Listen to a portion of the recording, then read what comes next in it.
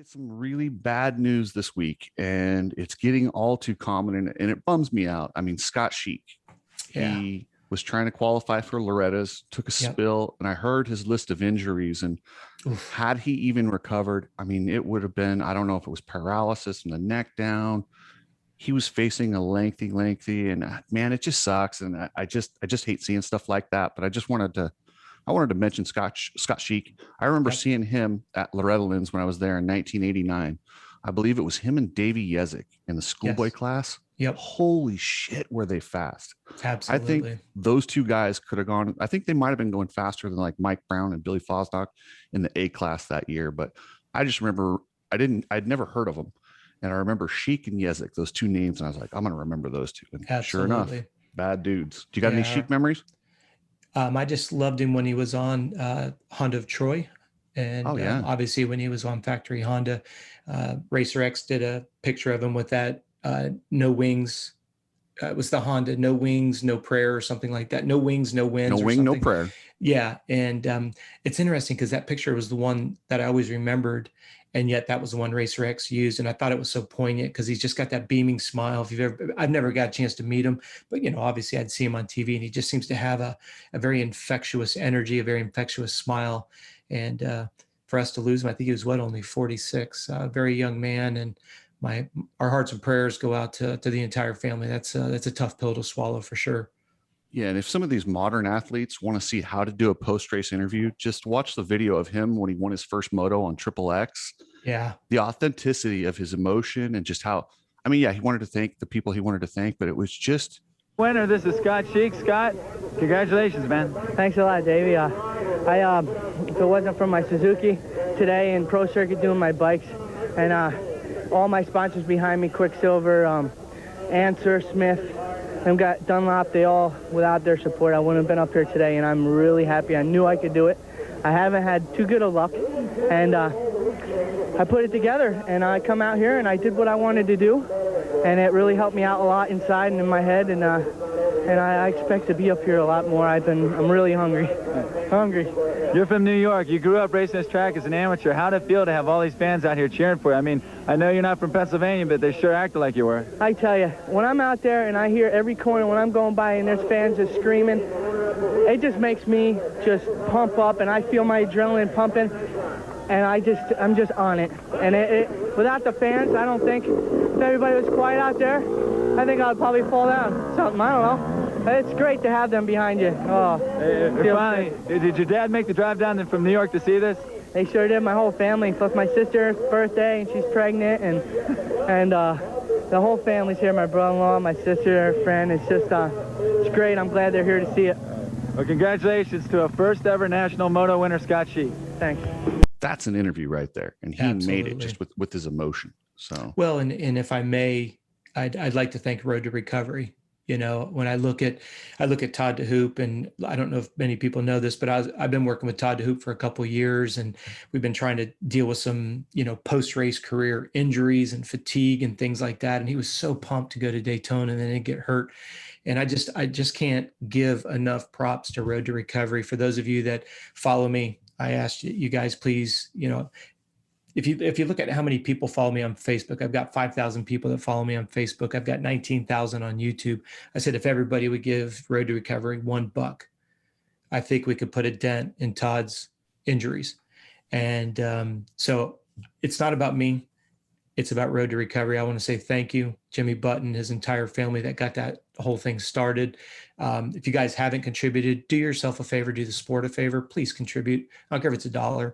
That foundation does incredible work. I know, talking with Todd's wife, Robin, they literally called her up and said, don't worry about anything. Don't worry about your bills. And Todd had just started a new job. Yeah, and Anita Button, which is Jimmy's mom, Yep. The thing that they're so good to, and I don't know if they did this for Todd, but I'm assuming they did, is being able to walk these guys through, okay, now this happened, now this is going to happen. We're going to get you medevac. We're going to get this. They're going to ask you for this. And they just lay a roadmap out when these people are in crisis situation. You don't know where to go. And man, they're great. And they got Mike Young over there now, and it's phenomenal. Yes, Yep. Great. And yeah, that was it's pretty cool. And it's nice that we have some really good people helping Yep. out, not only current pros, but former pros, and just taking care of them. So good stuff. But definitely thoughts and prayers to, to Hoop's family, because I know Todd still has a lot of work to do. He's obviously made some huge progress. Thoughts and prayers out to the Sheak family. It's so raw. And I know this is going to sound a little hokey. I don't want to get ahead of ourselves when we get into personal development. Put it on your notes, put it in your calendar. Take the time to reach out to the Sheak family, because you're going to get inundated with a ton of attention. We're so sorry, condolences. And then the phone stops ringing, texts stop coming. And think about it. If we were in their shoes, we appreciate the original reach out, but it tends to wane pretty quickly. And let's not forget about that. I just can't imagine a house after losing somebody like that, especially as young as he was. He went to the track that day. No one ever thought he wasn't going to come back in the condition that he left. And I'm not trying to pull on anybody's heartstrings, but let's not forget about, there tends to be a lot of traction, and then it starts to fall off pretty quickly. So, put it in your calendar, remind yourself, hey, reach out to them when they least expect it. I know, not just for the sake of the listeners, I went through a pretty tumultuous divorce. Took a long, long time. You find out who your true friends are pretty quickly. So those dark hours are rough, and we know that the Hoops are going through it now. Sheik's going through it, and all those before him, like you said, there's a laundry list, whether it was Tishner or whatever. So just a suggestion. Totally, that was just my opinion on that subject. Yeah, I was thinking back to how many racers we've lost. Yeah, not a whole lot in their primes, but on the backside, it seems to happen more than you might think. I mean, remember we lost Andrew McFarlane. Yeah, we lost. I mean, it's a tough sport. We all know the risks. We all still do it anyway. But yeah, it's tough. But we are just one big family. Absolutely. Scott Sheak, who did such a good job winning his heat race, and of course the lone rider from Team Honda right now, as Lampson in the 250s is injured. Oh, but that's got to be a half a second a lap, and imagine when it does get a momentum in your mind. Sheak is now putting some pressure on the rear tire of John Dowd, as you see him there, number 29. Much more aggressive in his qualifying heat. He went down in practice this morning in a big water puddle. He was soaked. Looked like it really fired him up, made him angry. Went out and just attacked the track after that. And from my best lap count, he had the fastest times. Fastest for continuing rain throughout the day. As they climb the hill, quick look back from Craig. Scott Sheak is right there. That's a double jump. I think that the 250s will be able to get over it. The 125, it's tough unless you go way wide. And right now, Craig doesn't have that much room to go out wide. Sheak will dive right under there and take it away from him. Good view as they come down the steep hill. Now Craig able to open just a little bit of daylight, but he keeps looking back. Yeah, that's a sign you like to see if you're Scott Sheak. If you got Craig looking around, he's worried about you, and eventually that'll play in your favor. On that long downhill run, we saw that Mikel Pichon, who got a great start, is drifting back to about 6th place at this point. From overhead, we watch the battle as they circle uphill once again. Great footage from the back section of the helicopter.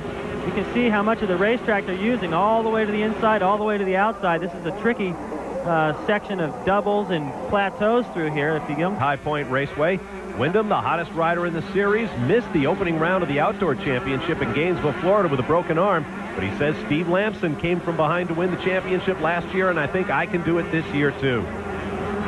Well, the speed he's got, there's no question he can do it. He's going to need a little bit of luck, though, to make up that many points. Going to have to hope Lampson has some bad races. And look at Sheak. Sheak takes the corner from Craig and moves into the lead. Another look overhead. You can see Sheak just diving down to the inside. Nice move. He covered it perfect. I think he planned that because the last lap Craig went wide there as well, and he knew if he did that again, he'd be perfect. Kenny, we saw the signal you just gave Scott. We expected to pass that early.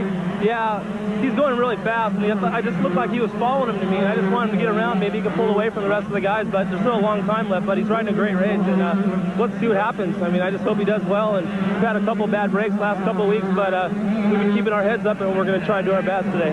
Last year, Scott competed for the win here before he had some problems with his bike. Is he really pumped up to come out here and show his people he can lead it to the end? Yeah, well, he's been on the West Coast for a couple months now, and he likes to get back to the East Coast and ride with these guys. So maybe since he's back home on his home turf, he could really pick it up and ride to his ability, because he's a great kid and a great rider. Kenny Watson talking about his man Scott Sheak, who hails from Germantown, New York. Oh, you going to tell Mike to settle for second or go for the win? We never want to settle, but This is going to go down to the wire. Sheik's got a trainer now. I talked with him earlier in the season, and he said that physical conditioning is no longer a weakness, so we'll find out in a minute. Closing up on leader Craig. They take a run up the hill once again. Craig looks back. Sheik right there and has the inside line for the right-hander. It almost looks as though Craig goes wide and just waiting for him to come by. I don't really understand his choice of lines. Right here I could understand because Sheik just came down so aggressive. It surprised Craig a little bit. But he had already made that mistake before that and left the door wide open. And Sheik close enough to ride right through it. Now looks like he's got a little breathing room.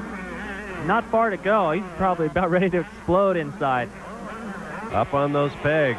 Big jump from the bike right there. And boy, Michael Craig nowhere in sight. You see him hopping the doubles, but he is well back at this point. It's amazing to me, too, that that's part of the reason that Craig's not up there challenging. Right there riding down the hill, swapping all over the place, realizing that this has just slipped through his fingers, and he's going to have to settle for second now. But that's still, like his mechanic said, he's in position to win the overall. So if he can keep it up on 2 wheels now, he'll be looking pretty good. But you got to be wondering how this privateer is feeling right now. His first moto win ever. Back east where he's comfortable. Riding in front of the home fans on a racetrack he knows well. In fact, a track he almost won on last year. And that is an incredible achievement for a true privateer. Passing bikes up the hill, headed for the flag. Scott Sheak looking for victory in Moto 1 here at Mount Morris, and he has it. A salute to the crowd. You can bet Scott Sheak is one happy man. What an accomplishment. There is Kenny Watson. Careful, Kenny, you're going to hurt your man. He's got another moto still to come. Michael Craig comes up to offer his congratulations. Here's a look at the Moto 1.